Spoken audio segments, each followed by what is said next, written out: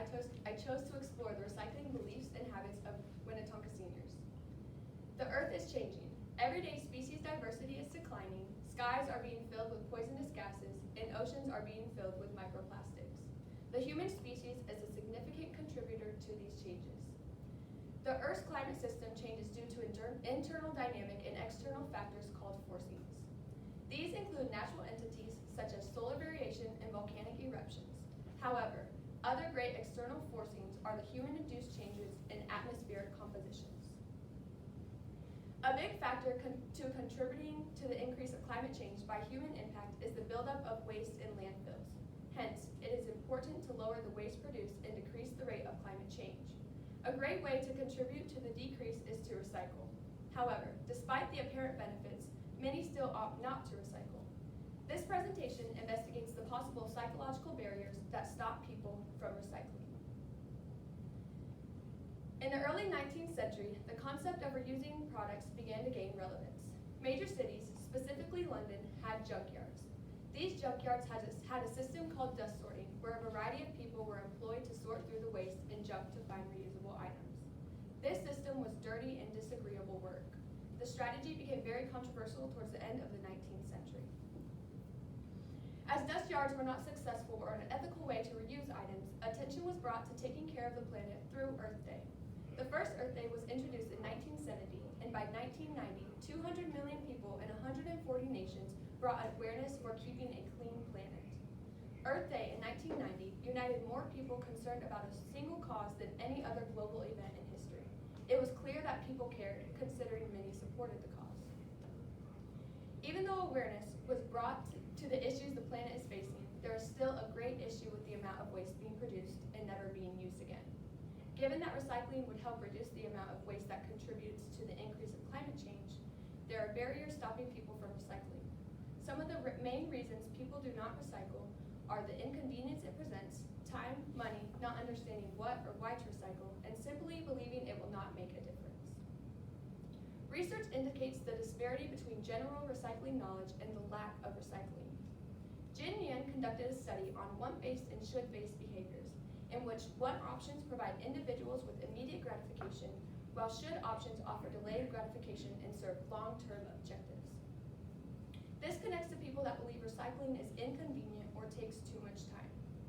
It may be convenient or is not the easiest in the moment, but the long-term effect recycling could have can easily outweigh the choice of what someone wants to do that instant rather than taking the extra time to recycle. Individuals face internal conflicts due to the trade-off between their want and should selves. If one believes that recycling matters but does not reflect that in their actions, this could be a factor. Compared to Yan's study, Piper and Sutton acknowledged the knowing-doing gap. This concept alludes to the main barriers to turning knowledge into action and the tendency to equate talking about something with actually doing something about it. Another great factor in recycling prevalence is the influence of social norms. Thorgerson found this to be true in a study on recycling, comparing social and personal norms. Social norms are shared beliefs about how we act, compared to personal norms that are self-expectations of a specific action in a specific situation which someone experiences as a feeling of moral obligation. Many people may be influenced by this. However, social norms do not always lead to action. Many people strongly agree recycling is important, but when it comes down to their actions, the two are not in alignment. Vespucci used an example of someone moving into a neighborhood that would have concerns if one particular household did not recycle. In this scenario, the owners of the neighborhood are more likely to recycle, but if that social norm was not present, it is not as likely that the people who do not have a personal norm for recycling would have recycled. As social norms change and evolve often, someone is more likely to act on their personal norm rather than social norms. When someone is intrinsically motivated to do something, it is more likely to get done than something motivated by a social norm. Not only have patterns of recycling habits been poor in society as a whole, but specifically at Winnetonka High School, where more effort could be put towards recycling. Essence Jewell conducted a waste audit at Winnetonka High School along with views on recycling of the staff members. In Jewell's results, the amount of waste produced at Winnetonka did not reflect the system in place. A team of students have placed a recycling bin in every classroom that can be mixed recycling, including paper, plastic, aluminum, and cardboard. Every Wednesday, the team of students collect the recycling bins from the class and sort the materials. Furthermore, this program is grant funded and has allowed for a great opportunity for learning. The availability of recycling should result in less amount of waste produced. However, this was not occurring. Jewel then conducted a survey for the staff at Winnetonka.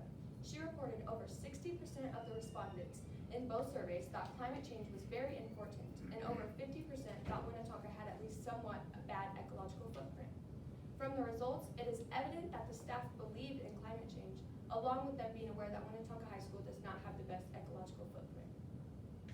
Furthermore, more results proved that the staff was interested in bringing attention to bettering the amount of waste produced by incorporating environmental sustainability into learning, and likely to participate in an eco-action team at Winnetonka.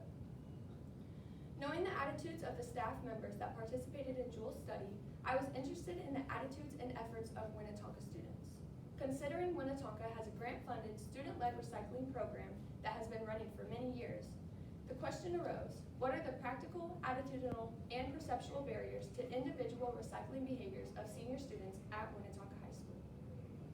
To start, the participants of this study included Winnetonka senior students who were 18 years or older and were explicitly chosen to meet the requirements of the school board policy. I used convenient sampling, also called accidental sampling, which does not represent a true cross-sectional population. I intentionally sought out 18-year-old seniors by presenting the survey in senior classrooms, the lunchroom, and hallways. The survey was presented on a QR code to allow quick access to the students. Although I used convenient sampling, I was very intentional about including a variety of classes to allow for a more cross-sectional study of the students. In order to safeguard the data collected, I used SurveyMonkey Advantage. It is a protected account that keeps the data confidential until it is destroyed after 5 years. The results and analysis were kept on my school-issued laptop, which will be re-imaged, and all data will be erased on May 30th of 2021. Participation in the study was voluntary, and informed consent was presented to acknowledge that the student was 18 and a Winnetonka senior. This also informed participants that they were able to stop taking the survey at any time, as there was no force to answer the questions.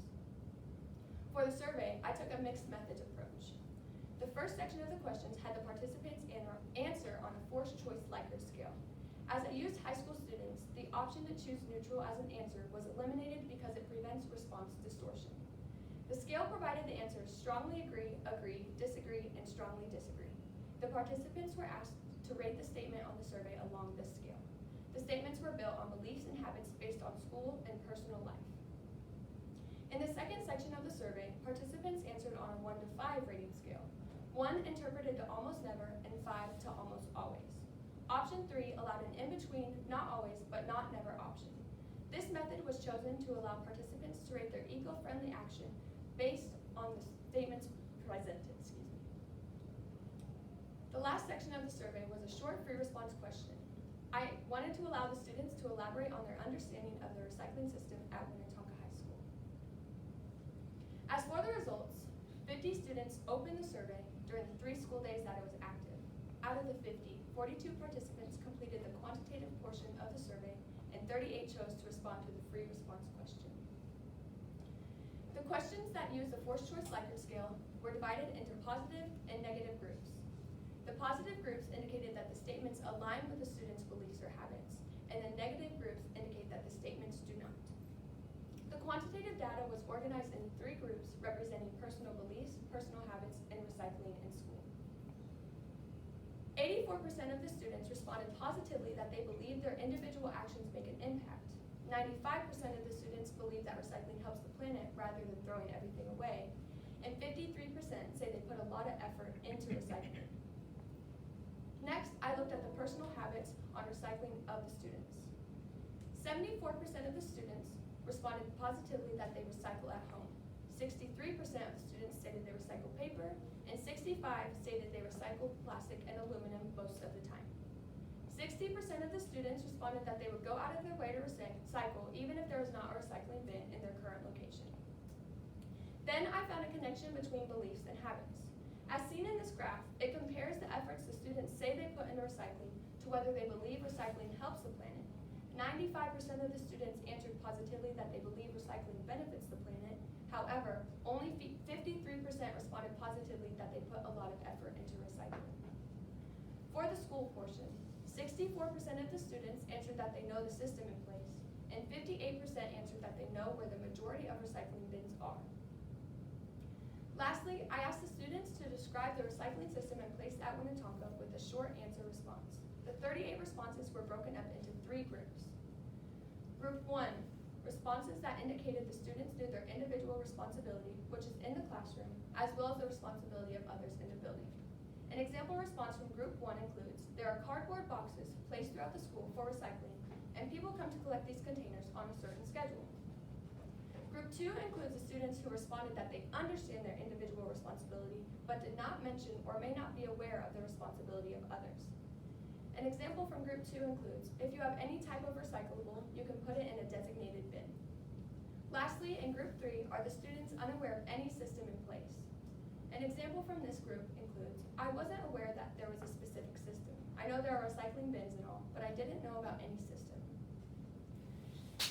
The data represented in this graph indicates that Group 1 had the highest percent with 58% of the students, and Group 2 with 26% of the students.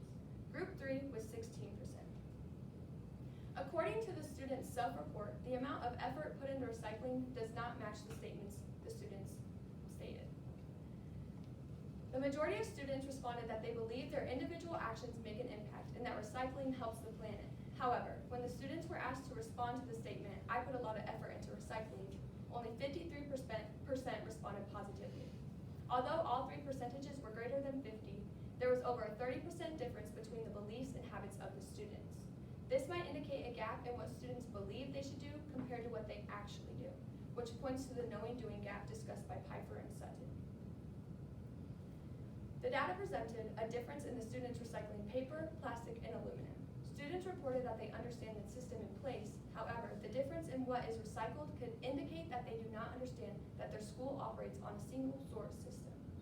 74% of the students reported they recycle at home. However, their habits at home may not reflect their habit at school due to the large amount of recyclable waste found in the waste audit previously mentioned. Referring to this graph, there is a discrepancy between the students believing that recycling benefits the planet and the amount of effort they put into recycling. This indicates that recycling and habits of the students are not aligning. Once again, the amount of effort put into recycling that students reported is not consistent with the statement, I go out of my way to recycle, even if there's not a recycling bin in my current location. The statement expresses that extra effort must be put into recycling when there is not a recycling bin around, and 60% of the students reported positively. Nevertheless, only 53% responded positively to the statement, I put a lot of effort into recycling. 64% of students self-reported that they know about the recycling system in place. However, only 58% of the students know where a majority of the recycling bins are in the school. This may indicate that the students understand the recycling system in place, but cannot utilize the system without knowing where the resources are located. This may be a possible reason for the lack of recycling in the building. For the qualitative data, Group 1 includes 58% of the students that describe the entire system in place at Winnetonka accurately. However, 64% responded positively that they knew about the recycling system in place. This may indicate that the students may think they know the system, but do not understand it enough to describe in words. There is also a possibility that some of those students were identified into Group 2. More than half of the students were able to identify that they understood both parts of the system. However, if the habit data was the only data present, it may seem that many of the students were not aware of any system or that they simply do not believe recycling is important. This may help explain the knowing-doing gap for Winnetonka senior students on recycling. This led to my conclusion. Winnetonka has a grant-funded, student-led recycling system, yet there is still evidence of a significant amount of recyclable materials within the garbage waste. Students have self-reported that the majority of their beliefs support recycling as effective, yet the action is not occurring in school, even with a system set in place. This study supports that even with a well-established recycling system, it comes down to the users to take action. This study was conducted during the COVID-19 pandemic, and many senior students were hybrid or entirely virtual. Due to this factor, I was not able to conduct a random sampling survey. All student participants took the survey at my convenience, as I noted in methods. The use of convenience sampling may not have represented a true cross-section of the student population. This study concentrated explicitly on the recycling beliefs and habits of Winnetonka but the overall amount of waste created at Winnetonka is large, with many contributing factors. The lunchroom is a huge source of waste produced in the school. Future research would have a great opportunity to identify the lunchroom behaviors of staff or students, as the focus of this research was on the classroom. Likewise, comparing views and habits of the certified and classified staff at Winnetonka could determine whether different employment positions change those factors. As the focus was specifically at Winnetonka, it could be shifted to examine if different communities impact the beliefs and habits of students at different high schools. The potential this future research holds could be applied in other settings to make a lasting impact. These are the sources that appear in my presentation. I would like to thank you for coming to my presentation, and I would be happy to answer any further questions you have. How did the choices you made when designing or implementing your research method impact your research process? Would you mind repeating that? How did the choices you made when designing or implementing your research method impact your research process? Okay, since I did 18-year-old seniors, a good amount of them were hybrid or fully virtual, and I wish I gave myself more time to be able to reach those students to allow for a more cross-sectional study rather than convenient sampling. What are the real-world implications or consequences related to your findings? Would you repeat that, please? Yes. What are the real-world implications or consequences related to your findings? Okay, so Winnetonka is part of one of the biggest employers in the Northland area, which is North Kansas City School District. And what's happening at Winnetonka, if this is just one school out of the many schools and district buildings, I can't assume that this is happening in other places here, but there's a great chance that it is happening, and that could be a great issue. Think back to the initial curiosity that sparked your inquiry. What other curiosities do you have, and how has this process prepared you to explore them? Okay, so it really sparked my curiosity in how apartment buildings and restaurants, a lot of them don't have recycling dumpsters, and I don't know if that's due to lack of money, lack of space, or lack of they just don't care. So I think that would be really interesting, and by this process, it has let me understand how to conduct a study, and even with researching like the parts of the paper to better understand.